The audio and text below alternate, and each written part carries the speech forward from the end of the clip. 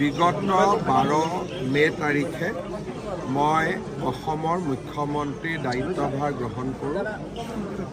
গুৱাহাটীৰ বাহিৰত মুখ্যমন্ত্ৰীৰ দায়িত্ব গ্ৰহণ কৰাৰ পৰা এতিয়ালৈকে মই কোনো কাৰ্যসূচী লোৱা নাই।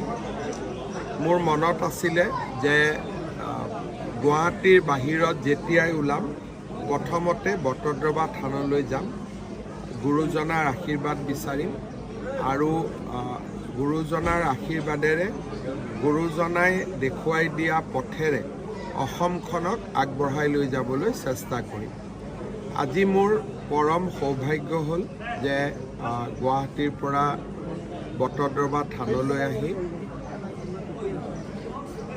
ভাগৱতৰ ওচৰত শিৰ নত কৰি প্ৰণাম কৰিলোঁ, গুৰুজনাৰ আশীৰ্বাদ ল'লোঁ আৰু তাৰ লগতে ইয়াত উপস্থিত ভকতবৃন্দৰ লগতো কথা বতৰা পাতিলোঁ, তেওঁলোকৰো আশীৰ্বাদ নিৰ্মালি গ্ৰহণ কৰিলোঁ। মহাপুৰুষ শ্ৰীমন্ত শংকৰদেৱে এনে এখন অসমৰ কল্পনা কৰিছিল যিখন অসমত সকলো জাতি জনগোষ্ঠীয়ে এক সমন্বয়ৰ মনোভাৱেৰে সমন্বয়ৰ সুন্দৰ পৰম্পৰাৰে জীৱন যাপন কৰিব পাৰে আৰু এখন শান্তিপূৰ্ণ অসম য'ত আধ্যাত্মিকতাৰে পূৰ্ণ হৈ থাকে আৰু য'ত নেকি সকলো মানুহে নিজৰ নিজৰ ক্ষমতা অনুসৰি আগবাঢ়ি যাবলৈ সুবিধা পায়। মহাপুৰুষ শ্ৰীমন্ত শংকৰদেৱে দেখুৱাই যোৱা পথেৰে আমাৰ চৰকাৰখনে কাম কৰিব। বটদ্ৰৱা থানলৈ আহি গুৰুজনাৰ জন্মভূমিত থিয় হৈ সেই সংকল্প মই আকৌ এবাৰ গ্ৰহণ কৰিলোঁ। অসমৰ ৰাইজক পুনৰ এবাৰ দ্বিতীয়বাৰলৈ বিজেপি চৰকাৰক শাসন কৰিবলৈ সুবিধা দিয়াৰ বাবে আকৌ এবাৰ কৃতজ্ঞতা জ্ঞাপন কৰিলোঁ। বটদ্ৰৱা থানৰ বিকাশ বা বটদ্ৰৱা থানৰ সকলো ফালৰ পৰা আগুৱাই লৈ যোৱা আমাৰ চৰকাৰৰ এক বিশেষ দায়িত্ব। থান পৰিচালনা সমিতিৰ সৈতে আজিও মই কেইবাটাও প্ৰকল্পৰ বিষয়ে আলোচনা কৰিছোঁ। থানখনক আগুৱাই লৈ যোৱাৰ ক্ষেত্ৰত নিশ্চিতভাৱে বটদ্ৰৱা থানৰ উন্নয়ন আৰু বিকাশৰ যি কাম আমি হাতত লৈছিলোঁ সি অনাগত দিনতো অব্যাহত থাকিব। আমি ইতিমধ্যে সত্ৰ আয়োগ গঠন কৰিছোঁ আৰু আমি সত্ৰ আয়োগেও খুব সোনকালে কাম কাজ আৰম্ভ কৰিব আৰু তেখেতসকলকে এতিয়াৰ পৰা আমি বেদখলকে ধৰি সকলো সিদ্ধান্ত বা সত্ৰসমূহৰ কল্যাণৰ বাবে কাম কৰাৰ আমি দায়িত্ব দিম আৰু মই নিজেও চোৱা চিতা কৰিম।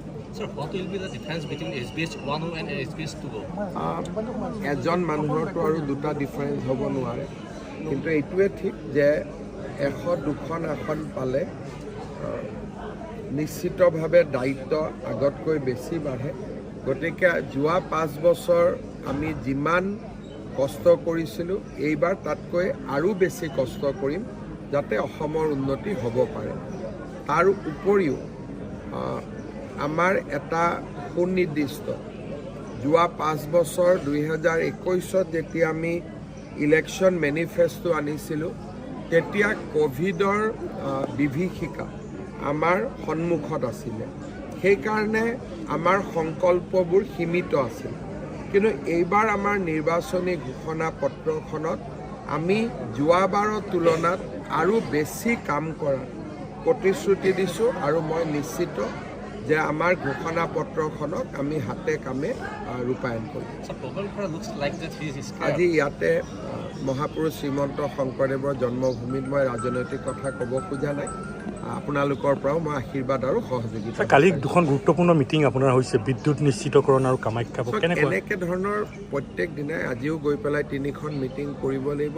অহা বাজেট ছেশ্যন বিশেষকৈ আমাৰ এতিয়া মাৰ্চ মাহত বা ফেব্ৰুৱাৰীত এইবাৰ বাজেট হোৱা নাছিল। জুলাইৰ 5 বা 6 তাৰিখৰ পৰা আমাৰ বাজেট অধিৱেশন আৰম্ভ হ'ব। বাজেট অধিৱেশনৰ আগতে বা 5 বছৰীয়া পৰিকল্পনা এটা লৈ বিভিন্ন বিভাগৰ লগত এইকেইটা দিন মই কথা পাতি থাকিম বিশেষকৈ যিবিলাক পেণ্ডিং প্ৰকল্প আছিল বা যিবিলাক প্ৰকল্প আমি ভাবিছিলোঁ কিন্তু কৰিব পৰা নাছিলোঁ বা ইলেকশ্যন প্ৰচাৰৰ সময়ত ৰাইজে যিমান নতুন আমাক কথা ক'লে, নতুন পৰামৰ্শ দিলে, এই গোটেইবিলাকক সামৰি এইকেইটা দিন মই বিভিন্ন বিভাগৰ লগত আলোচনা কৰিম যাতে বাজেটত আমি যিমানখিনি পাৰোঁ ৰাইজৰ পৰামৰ্শ আমি সন্নিৱিষ্ট কৰিব পাৰোঁ। হৈ থাকিব এইবিলাক, মই ইয়াত ৰাজনৈতিক কথা ক'ব খোজা নাই। ধন্যবাদ।